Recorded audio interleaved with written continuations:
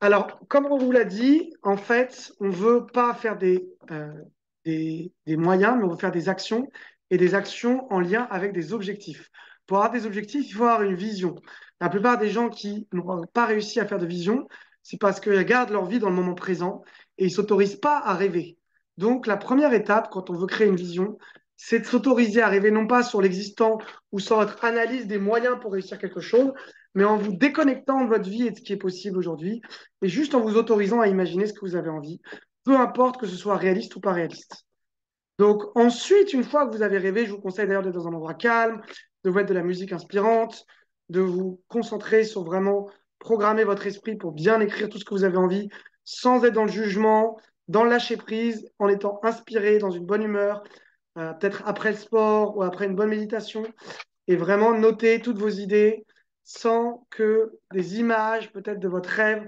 Comment vous imaginez, moi la première fois que j'ai fait ça, j'imaginais que j'allais finalement, puisque j'aimais beaucoup avoir des relations sexuelles et je ne voulais pas être en couple, plein de relations sexuelles, ensuite que j'allais voyager, que j'allais être en Amérique latine, que j'allais finalement rencontrer des filles qui me plaisent vraiment, que j'allais ensuite être en couple, que j'allais être un entrepreneur avec du succès.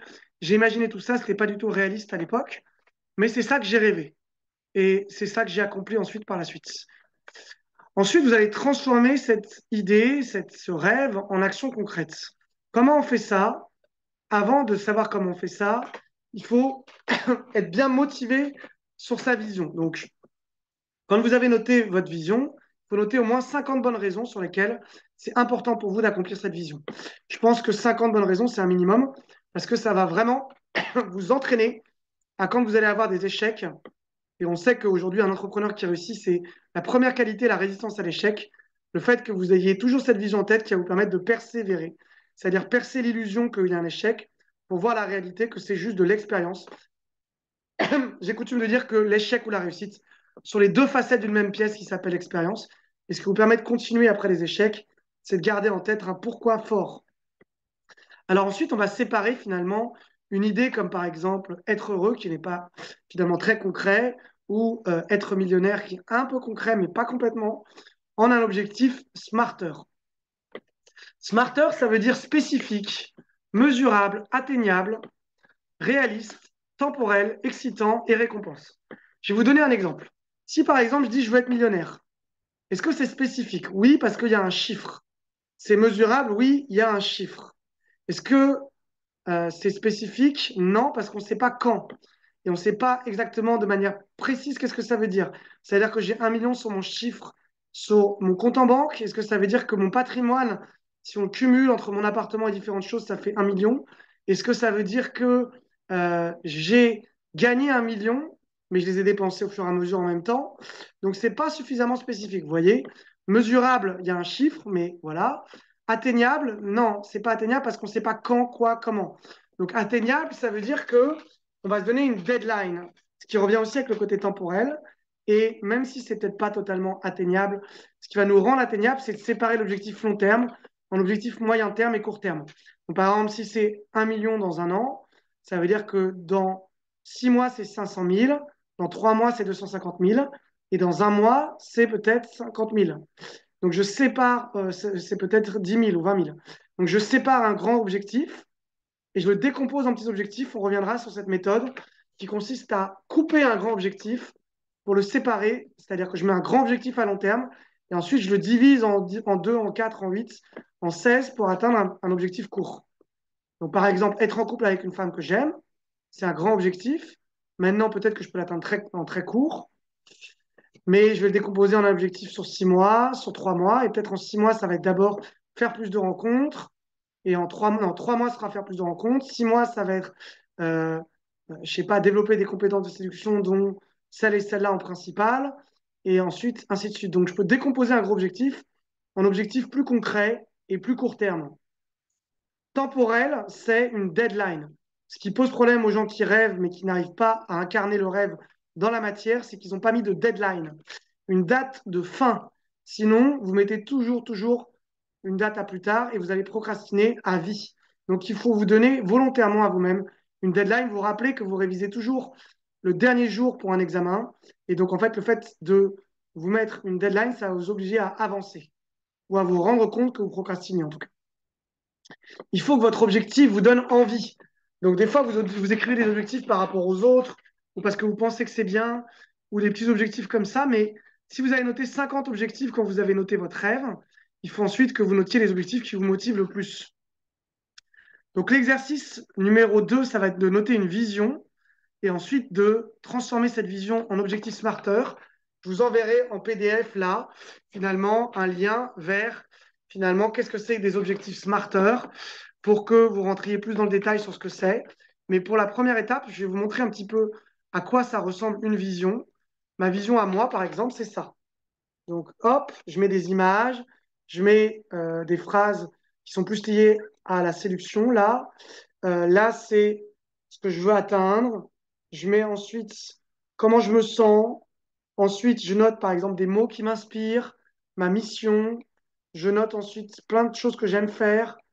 Je note ensuite des phrases d'inspiration. Je note mes qualités, mes défauts. Et ensuite, je vais noter, vous voyez, plein de citations qui m'inspirent. Et maintenant, si je vous montre par exemple une journée idéale, je me réveille à 6h30, je m'habille, je bois un verre, je fais du sport, j'écoute de la musique. Ensuite, j'écris 3 gratitudes, 3 intentions, je me focalise sur ce que j'ai à accomplir. J'ai du coaching dans des endroits incroyables. Je voyage 6 mois par an, etc. Là, c'est la femme de mes rêves. Voilà, de l'argent, des fêtes. Et mon rêve est d'être un coach conférencier international qui travaille 6 mois par an. Je fais des coachings avec des particuliers. Je gagne très bien ma vie, euh, au moins 20 000 euros par mois. Je contribue à développer des compétences. Voilà, hop. Je suis marié, j'ai un enfant ou deux. Je suis coach de grande entreprise. Je suis avec des PDG à l'international. Donc voilà, j'ai noté mon rêve et ma vision. J'ai noté ma vision à 3 mois, 6 mois au niveau personnel, jusqu'à même quand j'aurai 70 ans, vous avez vu. À 70 ans, j'ai un business florisant, j'ai impacté des millions de personnes, je suis millionnaire, j'aime mes enfants, mes petits-enfants, je suis épanoui. J'ai une copine qui m'aime et moi aussi, j'ai une super équipe de coach, je mange bien équilibré, et là, j'ai noté plein de choses que je veux expérimenter. Donc voilà, vous pouvez y aller dans 3 ans, dans 6 ans, notez un petit peu votre vision, et si je vous le remonte d'une autre manière, une vision type plan de vie, ça donne ça. C'est que là, j'ai noté plein d'idées et en fait, là, j'ai marqué les thèmes qui m'intéressent le plus, le sexe, le couple, la spiritualité et le business. Pas forcément les mêmes thèmes pour vous. J'ai noté qu'est-ce que je voulais à moyen terme, long terme. Voilà. Ensuite, j'ai noté à court terme, moyen terme, jusqu'à donner des actions en moins d'1 heure. Donc, si vous voulez, je vous mettrai aussi en lien un plan de vie vierge, mais globalement, vous devez d'abord noter votre vision en vous posant calmement, méditation, sport, ce que vous voulez. Vous notez une vision de votre futur idéal qui n'est pas forcément réaliste et vous notez tout. Et ensuite, vous transformez votre vision idéale en action sur 3 mois, 6 mois, etc. avec du smarter. Je vous donne un exemple maintenant de choses qui ne sont pas smarter et comment je le rends smarter. Par exemple, si vous me dites être heureux, c'est pas smarter parce que on n'a pas de deadline et on ne sait pas quand est-ce que ça se termine. C'est un objectif qui dure toute la vie. Donc, comment je mesure le bonheur? Bah, par exemple, tous les jours, j'ai noté mon niveau de bonheur de 1 à 10. Et je vais volontairement me dire que là, aujourd'hui, peut-être je suis à 6 ou 7 sur 10. Et mon but, c'est d'arriver à 9 sur 10 d'ici un mois. Donc là, c'est concret. Voilà. Alors après, il y aura des jours où ce sera plus ou moins. Mais j'ai mesuré et quantifié mon niveau de bonheur. Et je me suis mis une deadline pour lequel je peux l'augmenter. Vous voyez, même quelque chose qui est lié aux émotions, on peut le quantifier. Donc voilà un petit peu comment je quantifie. Deadline, très important. Mesurable, comment je mesure. Si vous n'arrivez pas à mesurer avec une quantité, mesurez avec une vision. C'est-à-dire qu'à un moment donné, si je me dis qu'est-ce que c'est qu'un entrepreneur à succès, ça ne veut rien dire. Par contre, si je me dis c'est quand je serai en train de faire une conférence devant 50 personnes, là, je me dis ok, il y a une image, c'est concret. Donc, je sais quand est-ce que j'ai terminé d'atteindre cet objectif. Ça ne veut pas dire que je ne peux pas continuer à en atteindre d'autres. Si par exemple mon objectif c'est d'avoir 10 000 abonnés sur ma chaîne YouTube, je le vois, il y a marqué 10 000 abonnés. Donc, c'est concret. Voilà un petit peu comment on rentre un objectif qui n'est pas concret en un objectif concret avec la méthode Smarter. Donc, ce que je vous invite, c'est à d'abord réaliser votre vision en vous posant calmement et ensuite, dans un deuxième temps, transformer vos objectifs en des objectifs Smarter avec la méthodologie que je vous mettrai en pièce jointe de cette formation.